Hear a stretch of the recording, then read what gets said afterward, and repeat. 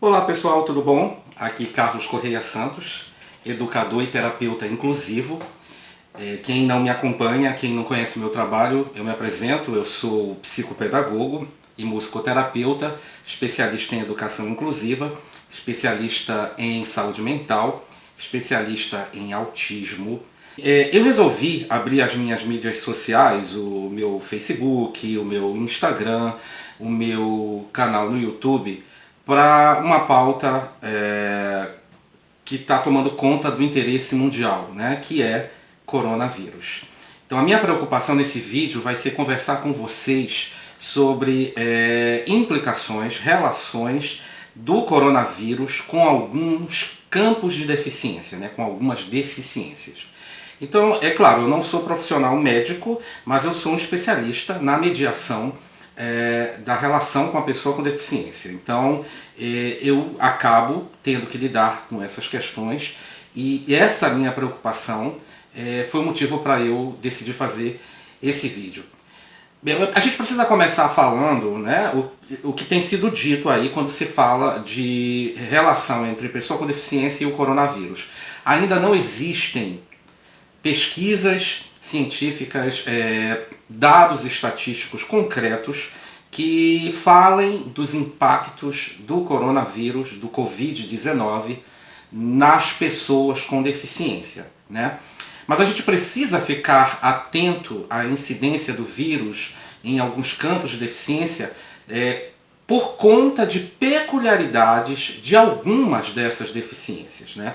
Então, a gente vai aqui, nesse vídeo, falar das questões que demandam a nossa atenção em casos de coronavírus no universo da deficiência física, no universo da deficiência visual, no universo da deficiência auditiva e no universo da deficiência cognitiva, notadamente autismo e síndrome de Down.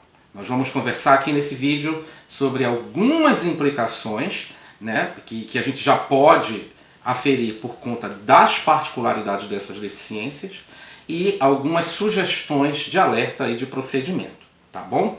Então, eu vou falar nesse vídeo de questões ligadas à habilidade de vida funcional, interação medicamentosa, comorbidade e troca comunicacional. Bora lá? Então a gente vai começar falando da relação, da inter-relação entre coronavírus e deficiência física, né? Quais são as questões principais que exigem a nossa atenção nesse universo? Coronavírus e deficiência física, né? Primeira questão são as questões de práticas de higiene, né? Então a gente precisa estar atento, nós, mediadores da relação com a pessoa com deficiência física, cuidadores, facilitadores, professores, parentes, amigos, nós precisamos cuidar da nossa higiene, evidentemente, né, nesse contato com a pessoa com deficiência física, e também prestar atenção em algumas peculiaridades. Se eu falo da tetraplegia, por exemplo, então eu automaticamente estou falando de um ambiente de deficiência física, de um universo de deficiência física que exige um cuidado de higienização dessa pessoa, desse indivíduo, um pouco mais alerta, um pouco mais atento, porque eu necessariamente precisarei fazer a mediação dessa higiene, né? É também importante não esquecer a higienização da cadeira de rodas. Gente, a gente tem falado muito sobre muita coisa e esquecido disso, né? A pessoa que usa cadeira de rodas, a pessoa usuária de cadeira de rodas, precisa também ter a garantia de que o seu veículo de transporte esteja devidamente higienizado, porque hoje a gente já sabe, isso são os profissionais da área médica que nos informam, que o coronavírus ele está assentado nas superfícies, né? Então, a gente também precisa levar em conta, no ambiente da deficiência física, as questões respiratórias, né? Por conta do estado continuado de imobilidade, né, que a deficiência física em muitas situações demanda e impõe, então a gente vai ter aí uma questão delicada com relação ao trato respiratório. Quem convive ou quem tem deficiência física ou convive com pessoa com deficiência física sabe que recorrente, é comum acontecerem fragilidades respiratórias, né? No caso da tetraplegia, da paraplegia, enfim, em casos de deficiência física, o trato respiratório muitas vezes fica fragilizado. Muitas vezes a pessoa precisa passar até por terapias de reeducação respiratória. Bem, o Covid-19, o coronavírus, é um vírus que leva a uma síndrome respiratória aguda. Portanto, nem precisa dizer que a gente tem que ter toda a atenção com relação a isso no caso da pessoa com deficiência física, né? É preciso estar bastante atento para que quadros de fragilidade respiratória não sejam agravados pelo vírus, né? Além disso, a gente também tem uma questão que é a interação medicamentosa.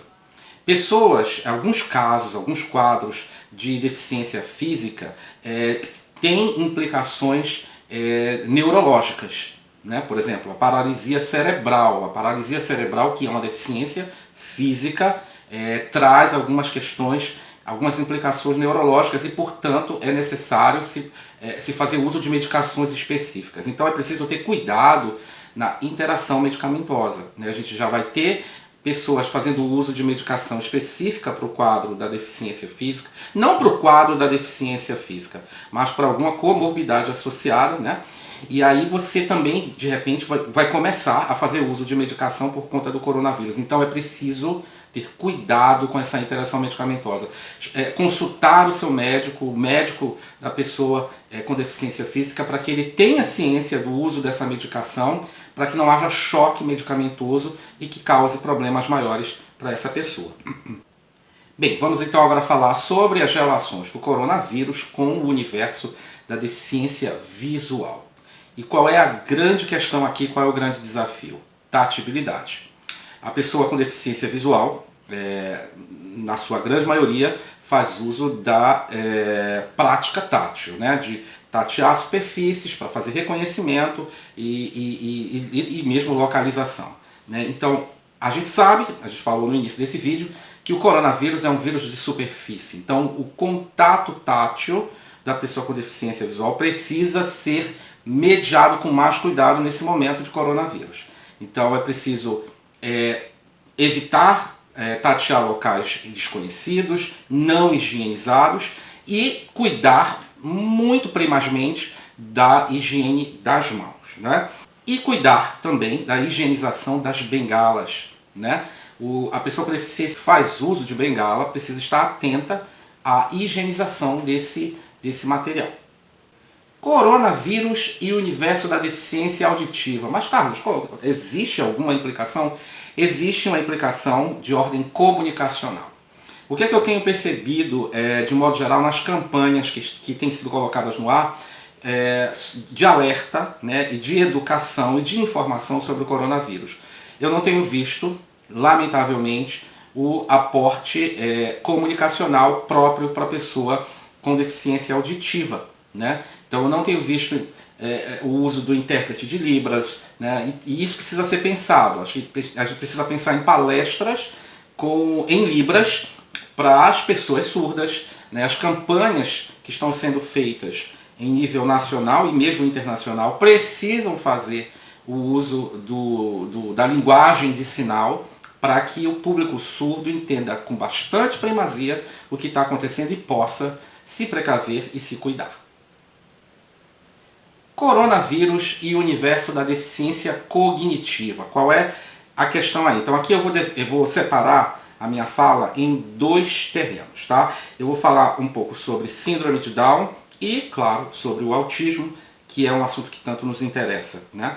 Interessa muito vivamente uma quantidade muito grande, cada vez maior de pessoas, né? Com relação à síndrome de Down, quais são os cuidados que nós precisamos ter com relação à pandemia do Covid-19, né? A primeira questão é de reforço orgânico, né? A gente precisa cuidar da proteção orgânica da pessoa com síndrome de Down, né? A síndrome, ela traz uma alteração cromossômica, né, que em alguns casos pode diminuir resposta imunológica. Então é preciso reforçar a imunidade das pessoas com deficiência cognitiva síndrome de Down aqui no que tange ao coronavírus, né? Eles podem ter a chamada quimiotaxia alterada. Isso demanda atenção e um cuidado específico. Então, atenção ao grupo das pessoas com síndrome de Down, proteção a eles para que eles não se exponham ao vírus, o Covid-19, né? Temos também no universo da síndrome de Down a famosa questão cardíaca. Não é que toda pessoa com síndrome de Down tenha problemas cardíacos, tá, gente? Mas a gente também sabe hoje, as pesquisas, os estudos nos mostram que há uma incidência grande de questões cardíacas em pessoas com síndrome de Down, né? Então, isso traz a pessoa com síndrome de Down, a pessoa com síndrome de Down com fragilidade cardíaca, está automaticamente no grupo de risco, porque o grupo de risco hoje do coronavírus, embora isso vinha mudando muito rapidamente, mas as explicações mais recentes que a Organização Mundial de Saúde nos dá é que o grupo de risco maior é de pessoas acima dos 60, 60, 70 anos e com doenças crônicas como doenças cardíacas, né? Diabetes, doenças cardíacas. Então, se a gente está falando de um grupo que tem uma propensão à fragilidade cardíaca, então a gente precisa estar atento com relação a isso e tomar todo cuidado, tá bom? E aí também a gente tem na síndrome de Down uma questão comunicacional, né? A gente precisa travar uma comunicação clara e objetiva com eles sobre higiene pessoal, sobre autocuidado, autoproteção, não subestimar jamais a capacidade intelectiva da pessoa com síndrome de Down, né? Passar informação, passar para eles a necessidade do cuidado pessoal e monitorar, não é? E também tem as questões de habilidade de vida funcional, né? Então, eles, de modo geral, são super virados, são super independentes. Mas vamos monitorar também essas questões de habilidade de vida funcional, que inclui, como eu falei há pouco, lavar as mãos, higiene pessoal, né? E autoproteção, tá bom? Autismo, né?